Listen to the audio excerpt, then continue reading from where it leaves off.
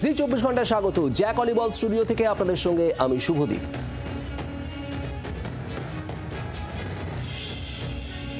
দু থেকে 14 বছর শাসন ক্ষমতায় তৃণমূল কংগ্রেস।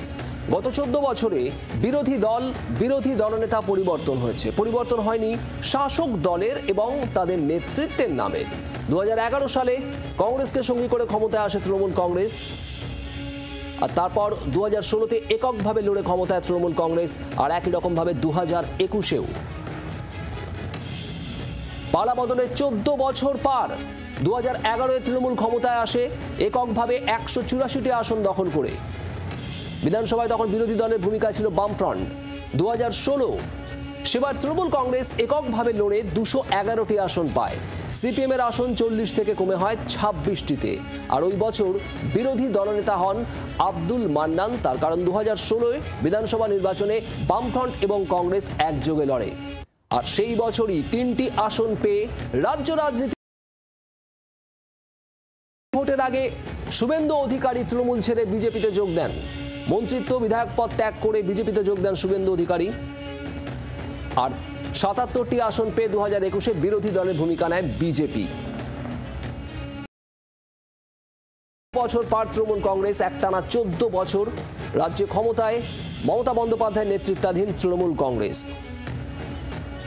শ্রেয়সী গঙ্গোপাধ্যায় আমাদের প্রতিনিধি রয়েছেন আমাদের সঙ্গে সরাসরি। শ্রেয়সী, 14 বছর তৃণমূল কংগ্রেস শাসন ক্ষমতায়। এই 14 বছরের সাফল্যের একাধিক খতিয়ান আছে, একের পর এক জনমুখী প্রকল্প, যে প্রকল্পগুলোর কথা বারবার তৃণমূল কংগ্রেসের তরফে বলা হয়, বিভিন্ন প্রচারেও ব্যবহার করা হয় সেই প্রকল্পের কথা। কিন্তু এর পাশাপাশি সাফল্যের সঙ্গে সঙ্গে চ্যালেঞ্জও তো রয়েছে। যেহেতু সামনে 1 বছর বাদেই বিধানসভা নির্বাচন, সেখানে চ্যালেঞ্জগুলো ঠিক কি কি? সাফল্য এবং চ্যালেঞ্জের যদি বিচার করা হয় এই তৃণমূল সরকারের।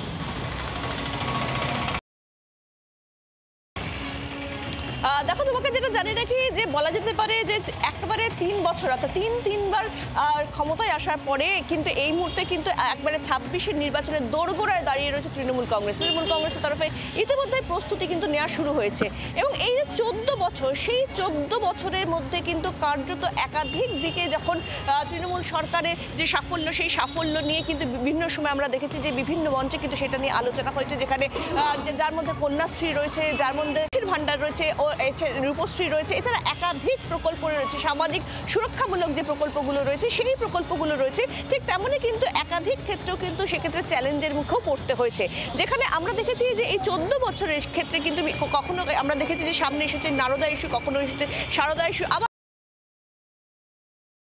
14 বছরের মধ্যে ছিল আরজি করের যে ঘটনা, সেই ঘটনা, এবং এই মুহূর্তে দাঁড়িয়ে 26,000 শিক্ষকের যে শিক্ষাকর্মী যে প্যানেল বাতিলের যে ইস্যুটা, সেই ইস্যুটাকেও কিভাবে গভর্নমেন্ট সলভ করে, কিভাবে এগোয়, সেই বিষয়টা কিন্তু কার্যত বড় চ্যালেঞ্জ। কিন্তু সব থেকে গুরুত্বপূর্ণ হচ্ছে যে যদি তুমি এই 14 বছরে যে 11 নির্বাচন, 16 নির্বাচন অথবা 21-এর নির্বাচন দেখো, তাহলে কিন্তু দেখবে যে এই যে নারদা বা সারদা ইস্যু যেটা এসেছিল, সেই ইস্যুর পরেও কিন্তু সেক্ষেত্রে তৃণমূলের যে ভোট ব্যাংক, সেই ভোট ব্যাংকে কিন্তু সেক্ষেত্রে কোনো সেটা পার্থক্য ফেলেনি, বরঞ্চ দেখা গেছে যে 11 সালের থেকে তৃণমূল ক্ষমতায় বেশি আসন নিয়ে তারা 16 সালে এসেছে, আবার 16 সালের থেকে বেশি আসন নিয়ে তারা 21 সালে ক্ষমতায় এসেছে।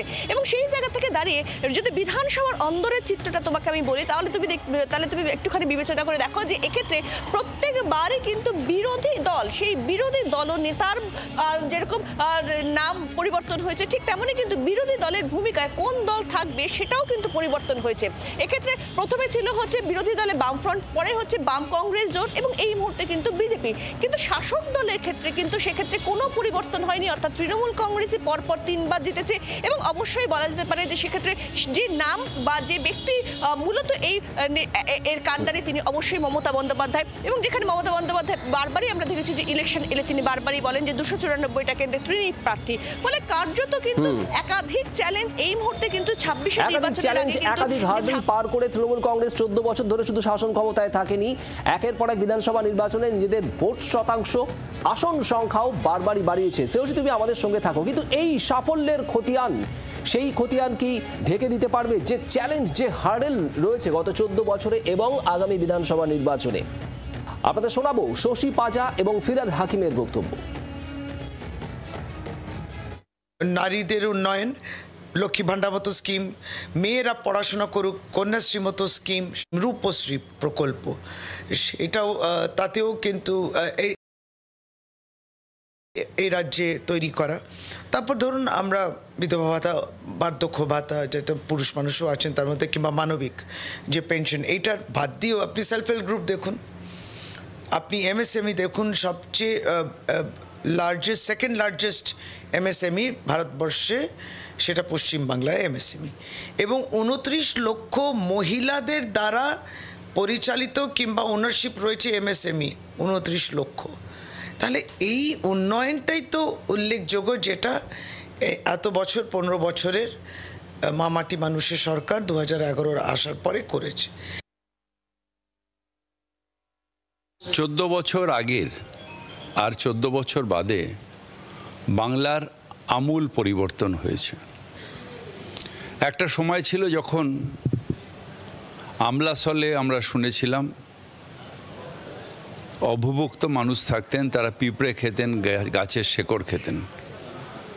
একটা সময় শুনেছিলাম যে এমন দৈন্য দশা ছিল যে মানুষ বাধ্য হয়েছিল মাওবাদী হতে। আমরা শুনেছিলাম যে কানেক্টিভিটি ছিল না বলে নগরের সাথে গ্রামের কোনো কানেকশন ছিল না। 14 বছর বাদে যদি বাংলাকে দেখেন, তাহলে যে কাজটা 54 বছরে হয়নি, সেই কাজটা এই 14 বছরে মুখ্যমন্ত্রী মমতা ব্যানার্জির নেতৃত্বে হয়েছে। বিধানসভা এই মুহূর্তে বিরোধিতার আসনে বিজেপি, আর রাজ্যের প্রধান বিরোধী দল হিসেবে বিজেপি কি মন্তব্য এই 14 বছরের তৃণমূল কংগ্রেসের শাসন নিয়ে, আপনাদের শোনাবো লকেট চট্টোপাধ্যায় এবং অগ্নিমিত্রা পালের বক্তব্য। সাফল্য এটাই যে দুর্নীতিতে প্রথম সারিতে রয়েছে, দুর্নীতিতে এগিয়ে বাংলা, মহিলাদের অত্যাচারে এগিয়ে বাংলা, এটাই সাফল্য রয়েছে। 26,000 জব চলে যাওয়াতে এটাতেই এগিয়ে বাংলা, আরজি করের নির্যাতিতার বিচার না হওয়া এটাতেই এগিয়ে বাংলা রয়েছে, মুর্শিদাবাদের ঘটনাতে এগিয়ে বাংলা রয়েছে। আর যদি আপনারা বলেন ফেলের কথা, আপনারা জানেন বিভিন্নভাবে এত ইস্যু বাংলাতে রয়েছে, বাংলা আর সেই রবীন্দ্রনাথের বাংলা নেই। বাংলা এখন বোমা বারুদের সন্ত্রাসের বাংলা হয়ে গেছে। ব্যর্থ না সফল সে তো পশ্চিমবঙ্গের মানুষ বলবে। আমি যদি বলি উনি ব্যর্থ, তাহলে মনে হবে যে আমার গায়ে এই রং আছে বলে আমি বলছি, কিন্তু বাংলার মানুষ তারা বলছে উনি ব্যর্থ, এবং তার কাজ প্রমাণ করছে যে তিনি ব্যর্থ। প্রতি পদক্ষেপে মুখ্যমন্ত্রী আপনি যা করেছেন, আপনি শুধু ব্যর্থ নয়, আপনি প্রতারণা করেছেন, এটা আপনি না করলেও পারতেন।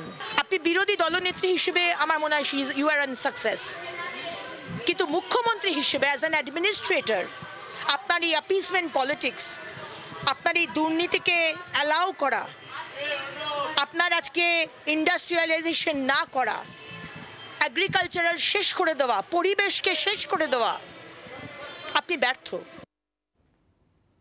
আর অন্যদিকে বামফ্রন্টের কি বক্তব্য, যে বামফ্রন্টের 34 বছরের শাসনের অবসান ঘটিয়ে ক্ষমতায় এসেছিল তৃণমূল কংগ্রেস, আর তারপর থেকে 14 বছর পেরিয়ে গিয়েছে। আপনাদের শোনাবো সিপিআইএম নেতা সুজন চক্রবর্তী এবং বিকাশ রঞ্জন ভট্টাচার্য কি বলছেন। সাফল্য হচ্ছে যা বলেছে প্রতিশ্রুতি ঠিক উল্টো কাজটা করেছে। 10,000 মাদ্রাসা কোথায় গেল? প্রতিশ্রুতির উল্টে পথে চলা, এটাকে সাফল্য ধরবেন না ব্যর্থ ধরবেন? এটা তৃণমূলের সাফল্য। তৃণমূল প্রতিশ্রুতি পালনে ব্যর্থ এবং প্রতারণায় ব্যর্থ, এটাই হচ্ছে ওদের ইউএসপি। ওর কোনো সাফল্য আছে বলে আমি মনে করি না। খুব স্পষ্ট কথা, রূঢ় কথা। ওর একটাই সাফল্য, উনি গোটা প্রশাসনকে দুর্নীতির সঙ্গে কীভাবে যুক্ত করতে হয় সেটা দৃষ্টান্ত স্থাপন করেছেন, এবং কিভাবে প্রশাসনকে ব্যবহার করে মানুষের মধ্যে ধর্মীয় বিভাজন তৈরি করতে হয় এটা উনি শিখিয়েছেন। বাংলার আওয়াজ, বাঙালির আবেগ, জি 24 ঘন্টা।